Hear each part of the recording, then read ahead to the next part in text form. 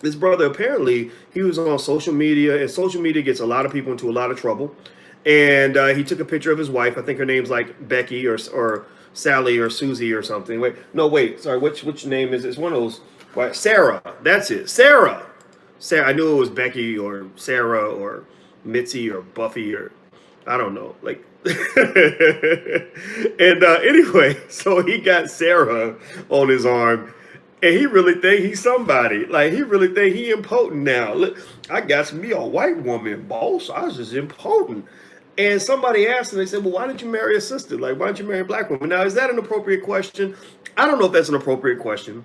I personally don't believe we have the right to regulate people's love, right? I got people in my family who've married interracially, and actually, the person I'm thinking about, she married a pretty cool dude. He's a nice guy, right? So there's nothing against somebody who chooses love in whatever form they want to choose it, but it is an issue when you dissing your own, you know. And basically, what Patrick said was he basically said to the guy, he wrote back to the guy, he said, "So should I settle for a bulldog and act like I'm happy with my life and preach keep it in your race to the world as if Dr. King didn't fight and die for equality, acceptance, all cultures, loving one another, and no hate?"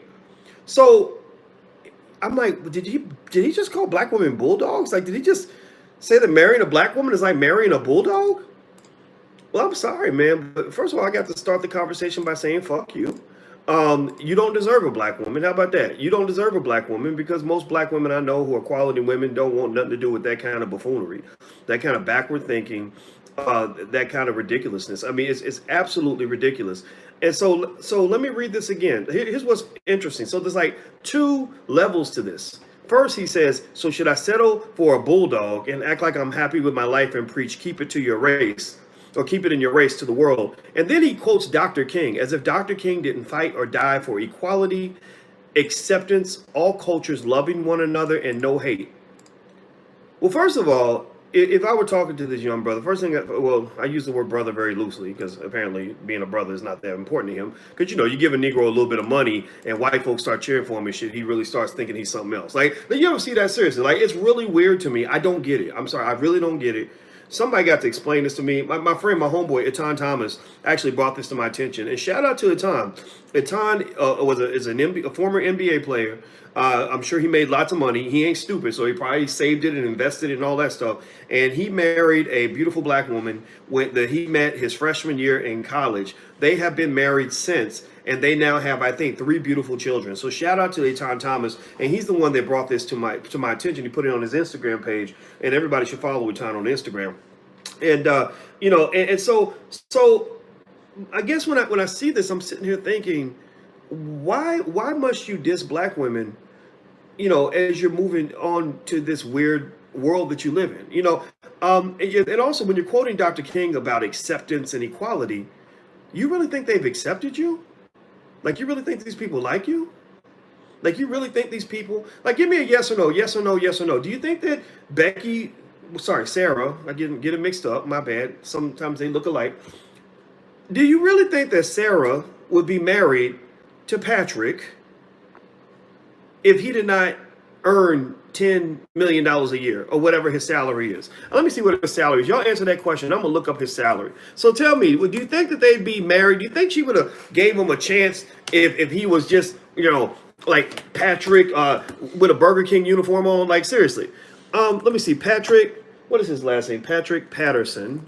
Salary. Let me see how much this dude makes. This dude makes, okay, he makes $3 million a year. So he's sound like he's a little bit of a scrub. At least that's what it's saying right here. I don't know if that's his salary for 2019 though. They gave me an old number. Let me see what his 2019 salary is. It's Patrick Patterson, right? Yeah, Patrick Patterson. No, they're saying $3 million a year. He's got to make more than that. Let me see here. He can't be that much of a scrub. Let me see, because they pay you $3 million, bro. That means you ain't even that good. She really gonna dump your ass in a couple years. Let me see here. I'm looking. He played for the Oklahoma City. Oh wait, is he okay? So he plays for the Clippers, and he gets $2.3 million from the. So he's like off the bench and stuff. Like, so She probably wasn't even his first choice. She showed up because you got those professional gold diggers, right? Who are like scientific with that shit. Like they know exactly how much money you make. They know whether or not your salary is guaranteed, or if there are incentives in your contract. They know whether or not you're gonna get paid if you get injured or not. They know about possible trading rumors and whether or not you're the best two guard in the league or the second best. Like they know these things. Like gold diggers are scientific with it. Like they're like PhDs with really flexible vaginas, right? Like PhDs with like some extra, skills that don't come on your resume apparently. So I'm sitting there laughing because I don't even think he was her first choice. I mean, I imagine she probably would rather. I mean, he played for the Clippers. She probably went after Vashawn Leonard. Maybe he ran through your wife before she got to you. I don't know. I'm not judging.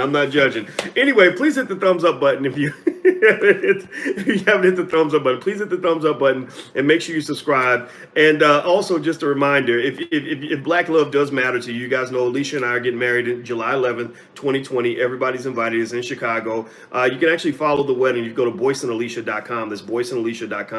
We're actually documenting this because this is the kind of shit that we're actually countering. This is the kind of stuff that really just burns our butt because I know she's offended by statements like this because she's a Black woman, and we both see how Black women are so disrespected in this world. Like Black women, in fact, Alicia, hey baby, can you hear me?